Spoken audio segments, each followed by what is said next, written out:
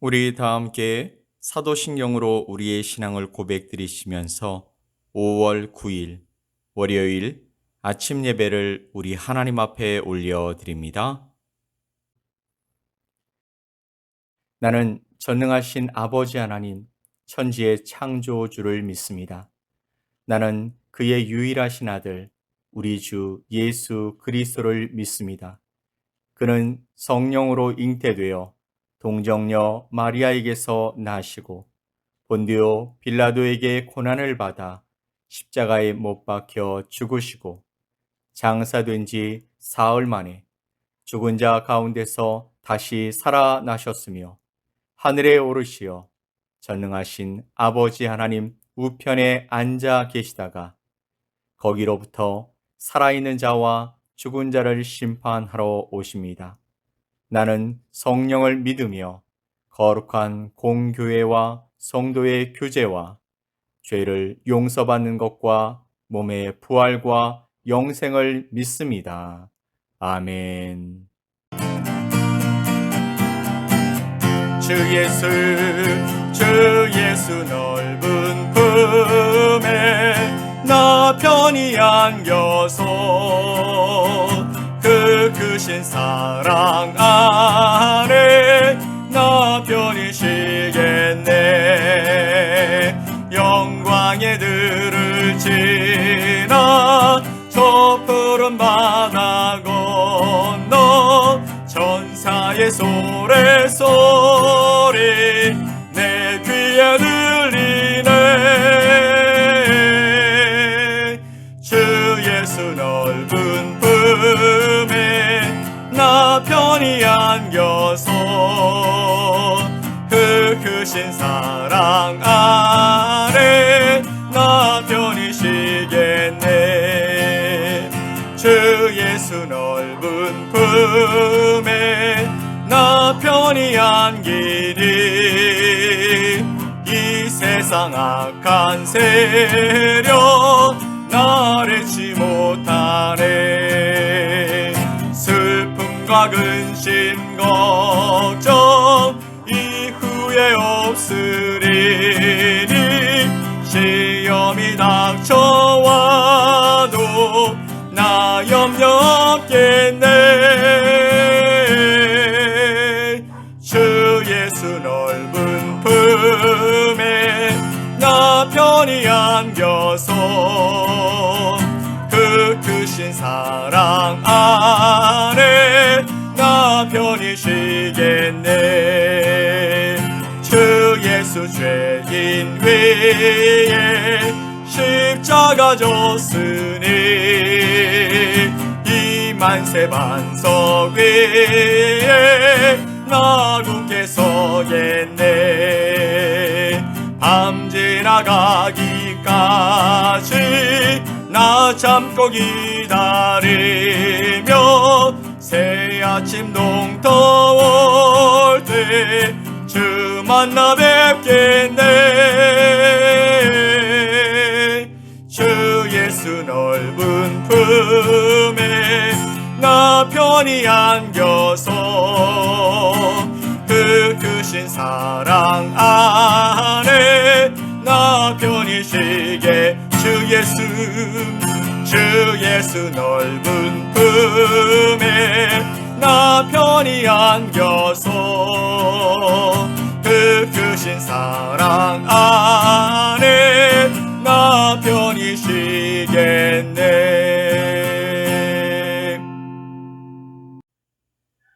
오늘 함께 보실 하나님의 말씀은 호세아서 6장 4절로 11절 말씀입니다. 호세아서 6장 4절로 11절 말씀을 우리 함께 보겠습니다.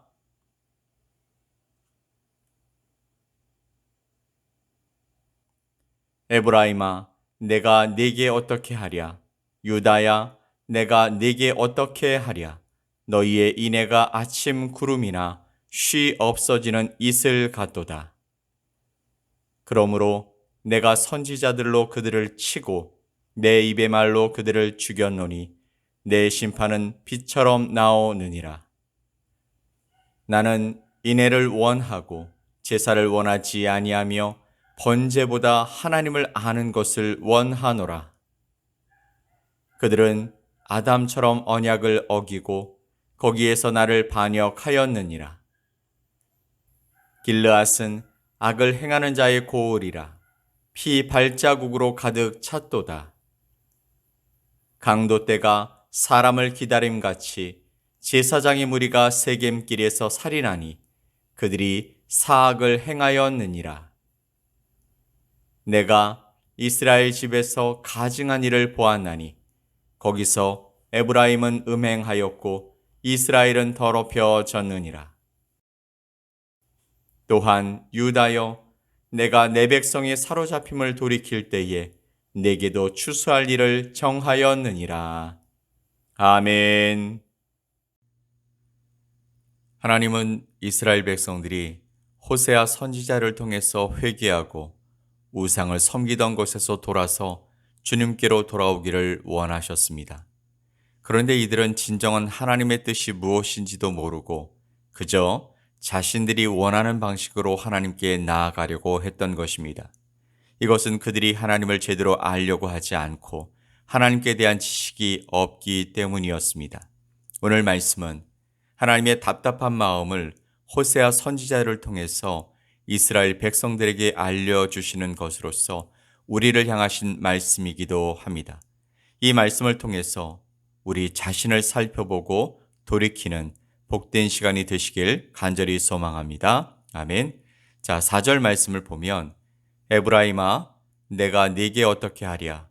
유다야, 내가 네게 어떻게 하랴? 너희의 인애가 아침 구름이나 쉬 없어지는 이슬 같도다. 아멘. 하나님께서는 에브라임아, 내가 네게 어떻게 하랴? 유다야, 내가 네게 어떻게 하랴? 라고 말씀하고 있습니다. 그러면서 너희의 인애가 아침 구름이나 쉬 없어지는 이슬 같다라고 말씀하시고 있는 것이죠. 이것은 하나님께서 북이스라엘과 남쪽 유다에게 하시는 말씀입니다. 이것은 도대체 무엇을 의미하는 것일까요? 고대 근동의 이스라엘 지역은 아침에 태양이 뜨면 엄청나게 뜨겁습니다. 이때 구름이 떠주면 시원한 것이죠. 습도가 없기 때문에 그늘에 앉아 있으면 시원하기 때문입니다. 그런데 그 구름이 쉬 없어지는 이슬 같다라고 말씀하시는 것입니다. 이스라엘 백성들이 하나님께 회개하고 우상에서 돌아섰는데 마치 아침 구름처럼 했다라는 것이죠. 하나님을 사랑하는데 뜨거운 태양을 잠시 가려주는 구름처럼 온전한 회개를 한 것이 아니라 마음에도 없는 불성실한 회개를 했다라고 말씀하고 있습니다. 즉 하나님을 사랑하는 척만한 것입니다. 하나님께 돌아서려는 척만 했던 것입니다. 이렇게 되니 하나님께서는 이스라엘 백성들을 향하여 분노하시고 책망하실 수밖에 없지 않겠습니까? 그러면 우리들은 어떻습니까? 주님을 사랑한다고 고백하고는 있는데 마음은 정작 세상의 것들, 하나님보다 더 사랑하고 하나님보다 더 우선순위를 가진 우상에게 가 있지는 않습니까?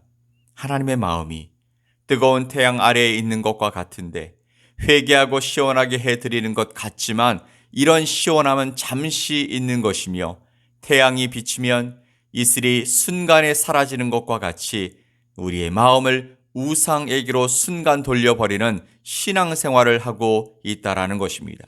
바로 이런 신앙이 쉽게 사라지는 이슬과 같은 신앙입니다. 입으로는 주님을 사랑하겠다라고 고백하면서도 정작 그 마음은 하나님께로부터 멀어져 있다라는 것이죠.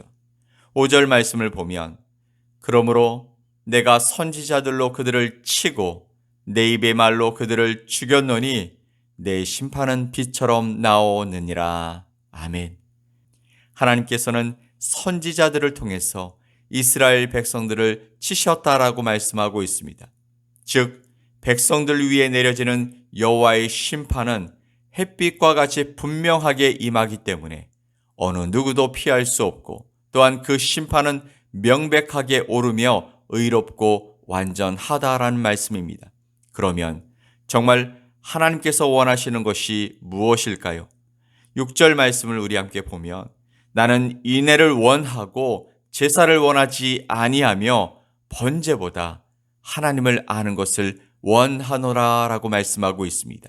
하나님께서 진정 원하시는 것, 그것은 인애를 원하고 제사를 원하지 않는다라고 말씀하십니다. 또한 번제보다 하나님을 아는 것을 원한다고 말씀하시고 있습니다. 이스라엘 백성들이 하나님 앞에서 형식적으로 제사를 드리고 번제를 드리니 하나님께서 그것을 받지 않으신다라는 것입니다. 마음이 없는 형식에 하나님이 그 제사를 싫어하신다라고 말씀하시는 것입니다. 이스라엘 백성들은 하나님이 그저 제사만 드리기만 하면 된다라고 생각했습니다. 그들은 하나님의 마음이 어떤 것인지를 알지 못하고 있었기 때문입니다. 하나님께서는 제사를 원하는 것보다 하나님을 사랑하고 주님 안에서 기뻐하면서 하나님의 말씀으로 즐거워하며 사는 것을 원하셨고, 하나님의 은혜를 더욱 사모하면서 하나님과의 인격적인 관계를 이루며 살아가길 원하셨던 것입니다. 하지만 백성들은 그런 하나님의 마음은 아랑곳하지 않고 많은 물질을 들여 제사를 드리고 각종 제목을 달아서 하나님이 주인공이 아닌 사람들을 위한 제사를 드리고 하나님이 빠진 그들만의 잔치를 열고 흥청망청 제사를 드리더란 것입니다. 하나님께서 원하시는 것은 이 세상의 제물을 드리는 것을 원하시는 것이 아니라 하나님의 마음을 알아드리는 것입니다. 다른 것으로는 전혀 하나님의 마음을 기쁘시게 할 수 없다라는 것이죠. 그 이유가 하나님의 마음을 움직이는 것은 제사가 아니라 바로 하나님을 사랑하는 그 마음이기 때문입니다. 그럼 우리들은 어떻습니까? 내가 하나님을 감동시킬 수 있는 것이 무엇일까요? 그것은 마음에도 없는 형식적인 예배가 아니라 진심으로 하나님을 사랑하는 것인 줄 믿습니다. 마태복음 22장 37절 말씀을 보면 예수께서 이르시되 네 마음을 다하고 목숨을 다하고 뜻을 다하여 주 너의 하나님을 사랑하라 하셨으니 아멘. 예수님께서는 너의 마음을 다하고 목숨을 다하고 뜻을 다하여 주 너의 하나님을 사랑하라고 말씀하고 있습니다. 이것이 바로 하나님이 원하시는 것입니다.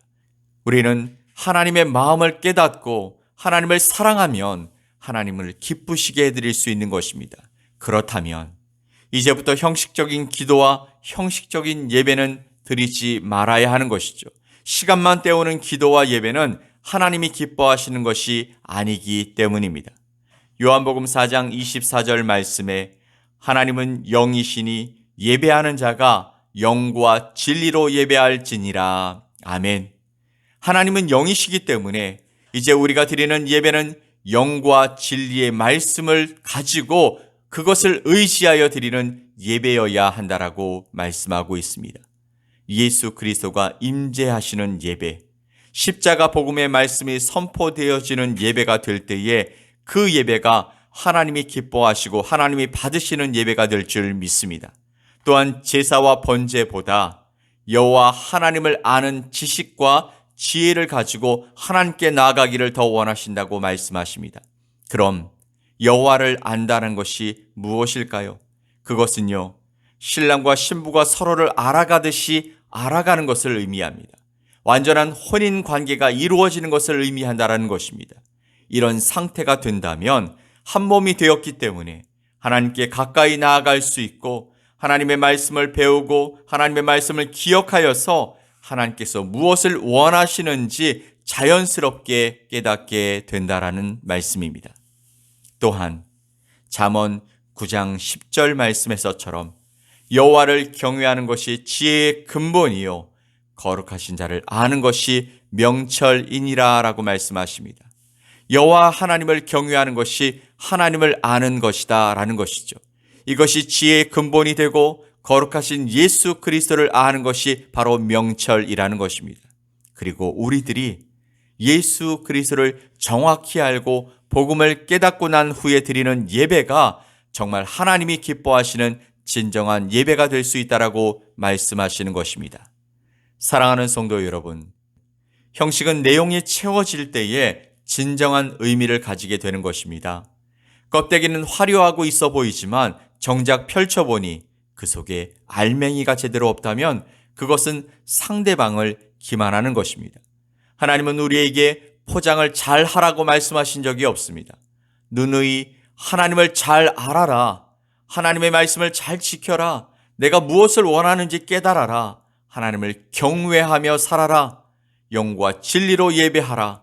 하나님을 사랑하고 이웃을 사랑해라 등등 우리가 이해할 수 있는 말로 우리에게 말씀해 주셨는데 정작 우리들은 하나님의 마음은 외면한 채 그 말씀의 문자적인 면만 강조하여서 형식적인 신앙생활을 하면서 우리의 본분을 다했다 착각하고 있는 것은 아닌지 우리 자신을 점검해 보았으면 좋겠습니다.